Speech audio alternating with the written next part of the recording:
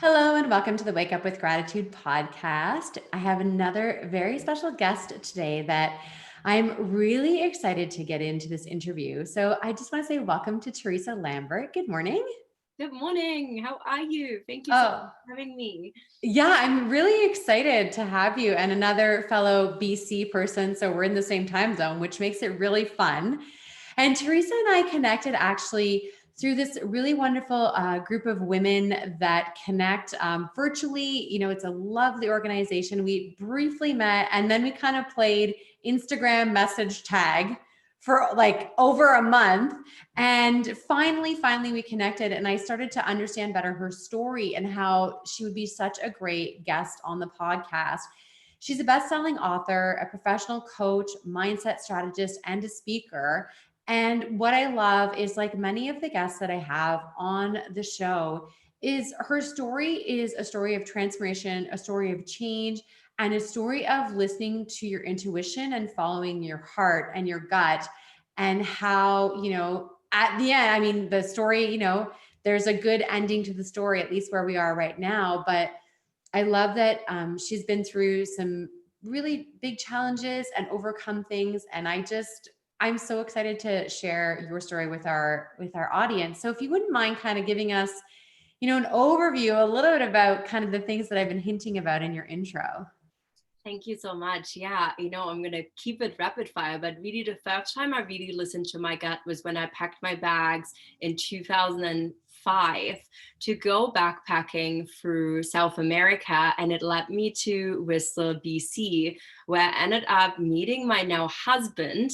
That was a long time ago. And through some injury, ended up realizing that it was probably good to come back to Canada. And interestingly enough, when I had repacked my bags for a second time after recovering from a bad knee break, I told my mom that I was going to be probably not coming back. So that was a bit of a shocker, but so I'm pretty radical when I start to feel like that I have to be in the right place. And so I came back to Whistler. And my goal had always been to become a hotel GM. So I continued to work in restaurants and then eventually started to work in a hotel, the beautiful Needle Lake Lodge. And within 3 years, actually, things were happening.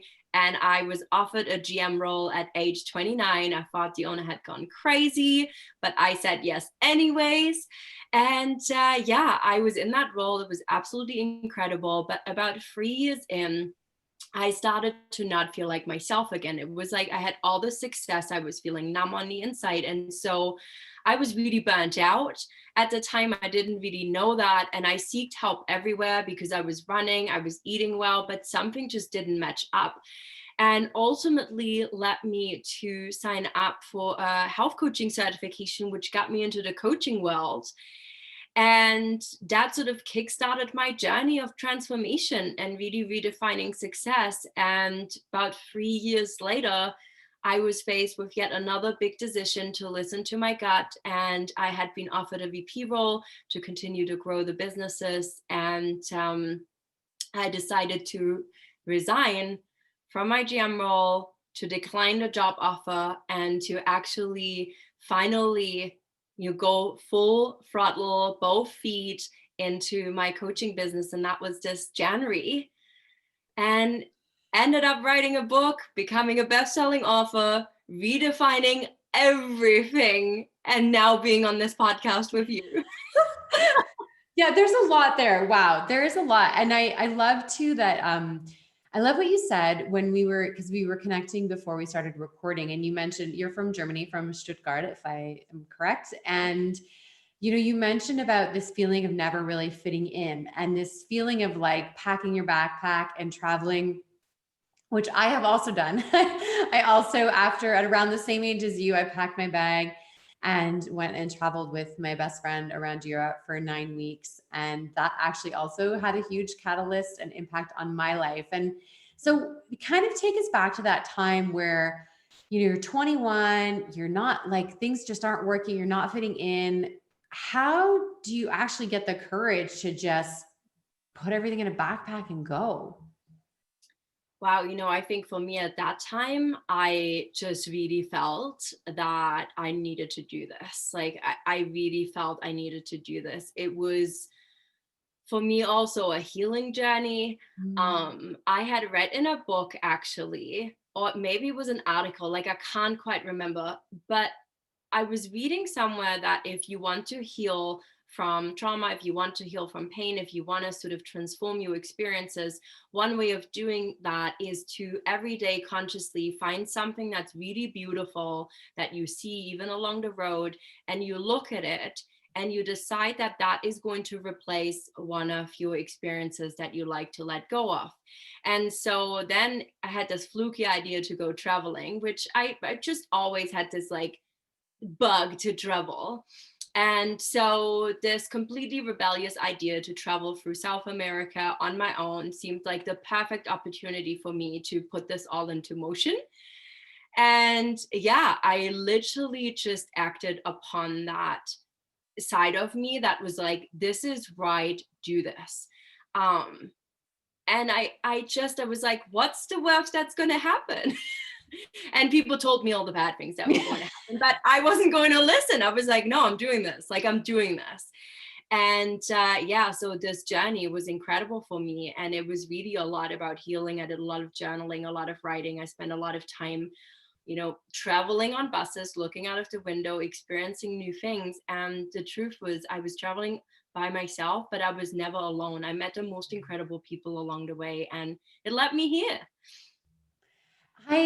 I love that about traveling, and we are in an interesting time where travel is not the same as it was. We're living through this pandemic. We might be coming out of the other side maybe in 6 to 8 months, but there will be a lot of young people of the same age that would have done the same kind of travel and just for circumstances might not have been able to. I do look back at that time in my own life when I traveled. I ended up going back to Switzerland. So I'm from Canada and I went back to Switzerland, which is a place that had taken my heart when I had traveled. It had, and I ended up living overseas for 2.5 years. So I can understand. It's so funny sometimes, like, you meet Europeans and they're like, oh my gosh, Canada's so beautiful, so wonderful. And then you're the Canadian and you're like, oh my gosh, there's so many wonderful, beautiful things in Europe, right? It's so funny how sometimes, not always, but we miss the beauty in our own backyard and we find it somewhere else, and it really is very magical. And I love that practice that you talked about, is just finding that beauty every single day and then replacing something that you wanted to let go. I've never heard that before, and I think that's powerful. That's an interesting, if you're thinking about gratitude, right? The gratitude for the beauty of the thing and the noticing, and then the replacing of the memory. That's a very cool thing. It's amazing. I love that that stuck with you after all these years. So Yeah, and I wished I could re-find that article. And who knows, maybe it was in my head. yeah, well, Maybe it was my imagination, but it yeah. worked. It works and it still works. And so yeah, I never let go of that. I Wow. never let go of that. And still now, talking about 2020, and I think, there has been lots of difficulty, there has been lots of change, there have been painful experiences for people. And even throughout this time, that was something that I sort of anchored in, was this whole, when you get pulled into those days where you're really sad, and there's so much, or things just aren't working the way you had hoped them to, is to come back to that. And now actually for me now, it has evolved into a gratitude practice where I'm actually then really being like, okay, well, I can look at this not working, or I can look at this as, an opportunity to be grateful for yet another learning that will help me progress. And so I'm just a big fan of flipping. You can always flip perspectives. And I think that's how you really transform. It's by changing the perspective, by changing your viewpoint, and being open to look at it from a different angle and to see what that angle looks like. Because what do you have to lose? Well, that's a big question. What do you have to lose? Like, what is the cost of, packing the backpack or quitting the job or launching a business and then a pandemic 2 months later? So I'm definitely a little bit curious to hear that part of your story, because you said you launched your business in January of 2020. Yes. Yeah, I had sort of done it like part-time-ish, Yeah. With because you were along the still the way. GM? Yeah, yeah. Mhm. I did it sort of on the side for almost 3 years, I guess.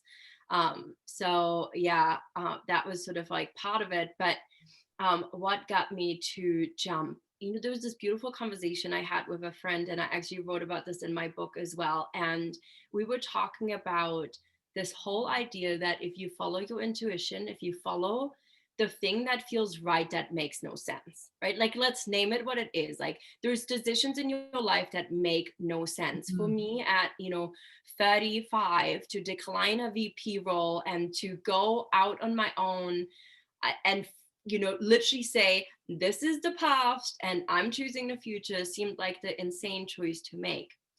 But when we lean into that, there is this invisible net, and that net will always catch you. And so I remember having this beautiful conversation with my friend, and it always stuck with me because it's so true, right? When I packed that bag and started traveling, it transformed the way I see the world. It transformed me, my perspective. When I decided to stay, had that accident and then decided to come back and go back to Canada, when I decided to figure out a way to stay, when I said yes to that GM role, like they all seemed decisions that didn't really make sense. Yet I chose faith over logic. And then that catches you. Like, it catches you and it allows you to get to, that next level, that, of yourself. Like, it sort of unleashes what's ready to come out if you trust that intuition, if you take that leap. And I get a bit of a high out of it.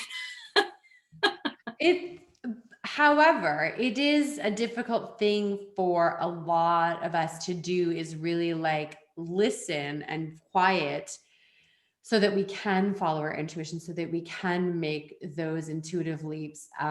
It's interesting you talk about, you came back to Canada. For me, a little story that most people don't really know is that what happened was so I had done my trip, my 9 weeks, and I'd fallen in love with Switzerland. And then in the meantime, I got married to the wrong person. We bought a house, all these things. I had a job. And the course of about 6 months, my marriage ended. I moved back in with my parents, and my contract for my job was ending. And I remember that my sister at the time was living overseas. So I'd booked a one-way ticket just to visit her, but just a one-way ticket. And I remember that, I started applying for jobs online to see if I could end up working in Switzerland. And even though I was offered, so I'd always wanted a job to work in sales, like in inside sales. And I was offered the job. I was offered a new job with a new company for inside sales. It would have been like a 45-minute commute every single day. I was living at my parents, newly divorced. And I was like, this seems like the logical thing to do. But in my heart, I was like, or just get on a plane and see if this Europe thing works out. And I did. And the job, the summer job ended up turning into another job. I ended up basically, working overseas for 2 years. And my last year there, I was working I was working at a school internationally. And I share my part of the story just to say, like, what you say about when you listen and you're doing what not expected of you, as hard as it might feel at the time, it could be, the decision that leads to magic and miracles, like you said, that invisible net. So very, very cool. I love how you put that together. So you had said to me earlier that, when you left to travel, you were going to go to school to be a hotel GM in Austria, right? You were going to do a course, but then you ended up getting there anyway. So explain that to me, because you didn't go to that program. So how did that manifest? I think that I'm very stubborn. When I set my mind towards something, I can't really rest until I get there. Like, there's just this energy that comes with that is quite powerful, and I've definitely learned to manage that energy, because it's not always the most healthy to just lean into that. But what ended up happening was that you know, I I started to just use my strength of seeing when things aren't working, and sharing this whole idea of changing the perspective and really asking myself, well, how, what could work, how could we make this work, how could it be different, and really thinking about long term, like not the quick fixes, but how could I make that better so that in 3 months from now I don't have to be in that same situation again. And it turned out that with the property I was at, that was really timely. There was a lot of sort of change that had happened, and so I saw it as an opportunity to show up every day and figure out, how could we make it better? How could it work? How could we really make those changes? And I just did one change at a time. And that's how I started sort of, as a front desk person. I had actually applied for a supervisor role. They said I didn't have enough experience at the time. A month later, somebody left. I got the supervisor job after all, and then continued to walk down that path, really, holding on to that I can do this and I wanted to make this work. So I was absorbing as much information like a bit of a sponge, and then applying that knowledge back into implementing things that would have longer, lasting impacts. And so probably 12 months into that role, I was kind of not sure if I was going to stay, because of everything that was going on with the business. It was just definitely a difficult time. And so ultimately they offered me a front office manager role. And so again, I was like, well, put your money where your mouth is, right? Like if you think you can do it, right, like go for it. So I said yes to that. And then there was a big again, management company change, people left, there was some drama going on, and again, like things were broken. And at that point already, people were like, oh, this isn't working, what are we going to do? And they were coming to me for advice and support. And so, and as I always did, I looked at it and I'm like, okay, well, give me some time, I'm going to figure this out. And again, like implemented solution after solution. And so ended up with revenue management on my hat. So I was the front office and revenue manager. And then a new GM came in and he wanted more support operationally. So I became the operations and revenue manager, took over housekeeping, the front office, engineering, and still had the revenue management. And then when there was another change, the owner came to me and asked me to step in temporarily, actually, at the time. And a month in, he's like, you've got the job if you want it. And so that is how that all unfolded. But it was really, there was a lot of grit there at the time, a lot of doing, but a lot of just, this whole willingness to show up. Yeah. And really figure out, how could it work? And then just try things, be willing to try things. And again, I really had nothing to lose because I was like, well, if it's not working, it's not going to make it worse. And I think that's always been an attitude that's really helped, right? Like when we start to accept that we're already experiencing something, we're already feeling something, and then realize that, there's really only one way. And that is to either stay in the same space or to make it better or to create something that feels better. Then we start to be freed from those fears and those limitations that some of these, things put on us. But so that was really my journey. I dared to fail. I dared to get it wrong every single time. And when I did, it worked. And I mean, at times I was like, how is this even possible? Right? I mean, I could become a GM at 29 without a hotel management degree, a really big business background. That was crazy. Yeah. I mean, that was crazy. And it, I remember leaving, and even the owner of the company who was at my wedding, actually, we had the wedding, and he said, he said to me, like, don't forget, like, you're a rock star. You've done so much. Like you've got a gift. And that meant so much to me to hear that from, someone who's got, an incredible track record and has done a lot, like, really well in his life. So yeah, like that was huge for me, right? But it's that trusting and allowing yourself to get it wrong. And it continues to be a lesson. There's days where I lean into the fear for sure. Like there's days where I crumble, but I go back to that, go back to those moments. But yeah, it was just showing up for it. Show up for it. When you tell your story, it sounds like you were an intrapreneur. So you were acting as an entrepreneur within another business, which is actually a really amazing. So not all businesses are comfortable with that. I'll tell you, I worked in corporate for many years, and some companies were okay with me wanting to propose changes and make things better and work, fix these things. And other companies were like, this is the way we do things.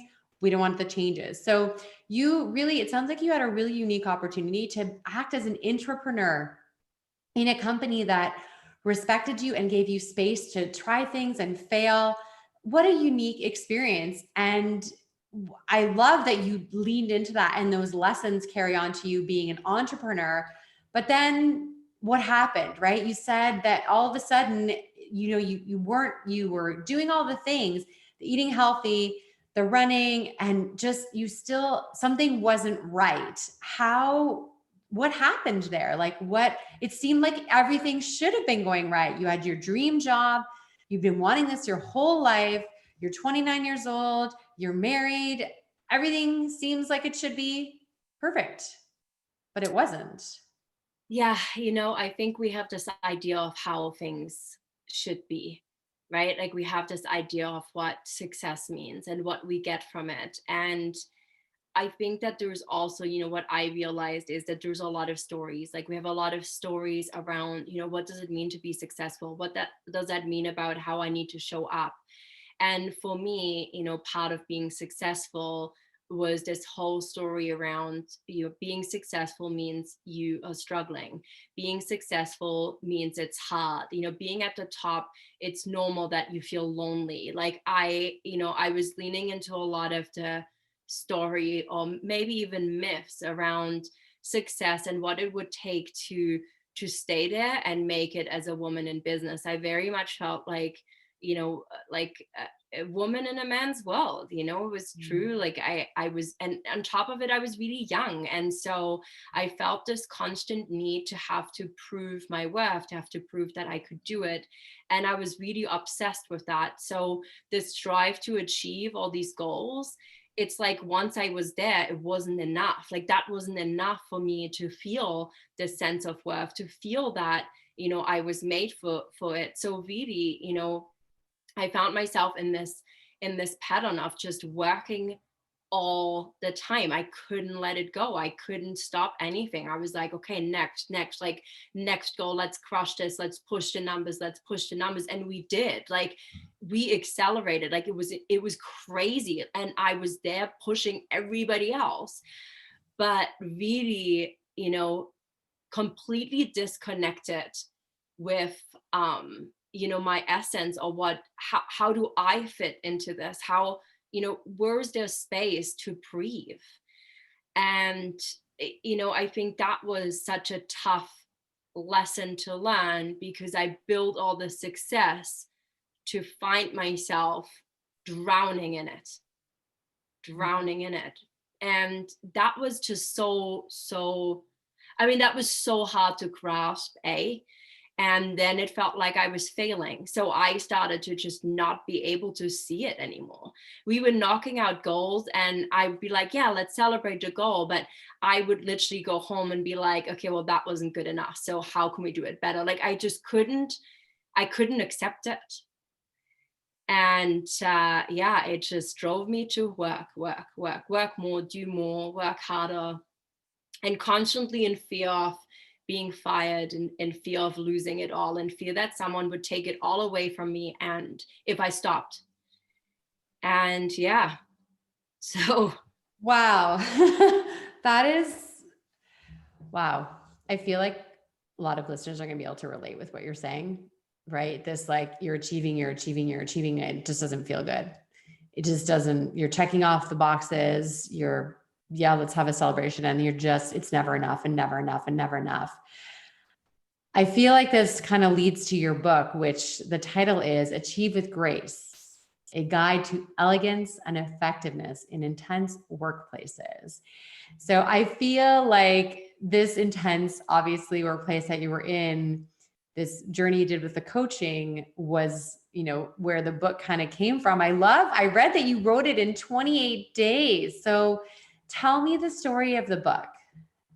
Yeah, I mean, I've always wanted to write a book. That's another gut hunch right there, but I never really knew what to write about. It just kind of seemed flat. And then there was parts of my life that I just don't, they're mine, and they're there to be kept mine and to honor them that way. But yeah, I obviously, after I had left in January, throughout the fall, even after I had made that decision, I was faced with a lot of sort of questioning around, who am I? Like, who am I if I'm not the GM of a luxury boutique hotel? I had thought I had put myself in a good position, but we learned that we're like onions. The more layers come off, the deeper you get, and those final layers, as we know, aren't as easy to peel off. And so January came around, and I was like, okay, well, this book, like, could I write a book? Could it sort of help, understand even what I do? Like, how do I even help people? Right? I kind of felt really confused. And so March came around, I had some opportunities. March 14th hit, they all fell through. So I lost a fair amount of business. And I had already had a book coach at the time to help me write this book. And so here we are, right? Lockdown.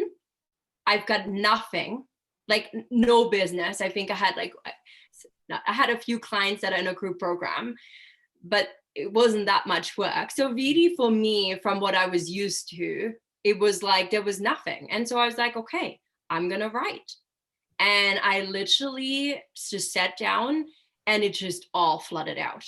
Like it just all flooded out. So literally every day I sat down and I just wrote and wrote and wrote and wrote. And it was soul cleansing. And it gave me clarity beyond what I had at the beginning of the year. And so the writing process was a way for me to sort of process everything that had happened, and process also, my own transformation, my own success, and my own ability to have shifted and changed what it needs to look like when we succeed, and how we can connect with a more balanced way of achieving our goals and manage that, that side that I was spoken about earlier that just kept pushing, managing that inner achiever side of me, finding the time and the space to practice gratitude, to look after myself, to actually appreciate those moments in between where everything can stop for just a split second. And it gives me goosebumps even talking about it. But so it just came out. It just came out. And so, yeah, in 28 days, the rough outline of the book was done. And, I remember as we sort of continued the journey and I was rereading what I wrote, I was like, did I write this? Because it was so much that came out that when I was reading it again, I was like, oh my God, that is brilliant. And I was like, I can't believe I wrote that. I sort of was like a little bit like, taken by myself, because when you write, and I wouldn't reread it because it was just driving me crazy. So I had to just write it. And then as I went back to pieces, I was like, wow. And it taught me even more about my mind and how it works and assumptions I made. And yeah, it was just, that was the best decision. It didn't matter anymore if anyone would buy the book. It didn't matter what would happen.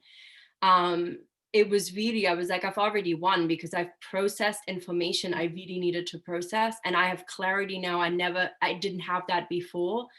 And I felt like now I have a platform I can actually move forward with. Now I have a foundation I can launch from. And that felt so good. I think too, as an entrepreneur, to have clarity is huge. So yeah. Oh, so powerful that like automatic writing, that just where the writing just comes and you just write it and you unedit it, like just let it out. I think that's such a key, tapping into the creative field, allowing the words to come through you. So I'm so excited that, you allowed that and you birthed this book for us. Thank you. That's amazing. You mentioned a little bit about, learning to practice gratitude, about pausing in between the moments. What does your gratitude practice look like today? So really for me, like I have a reminder that goes off at noon every day. Oh. And it's a gratitude reminder that really just, it's a question that says, what are you grateful for right in this moment? And so every day at noon when that goes off, I just take a moment to pause and really just, look at just everything. And sometimes it's, being grateful for getting up and showing up, right? I think that what I've learned is that I used to feel like we had to be grateful for these humongous things.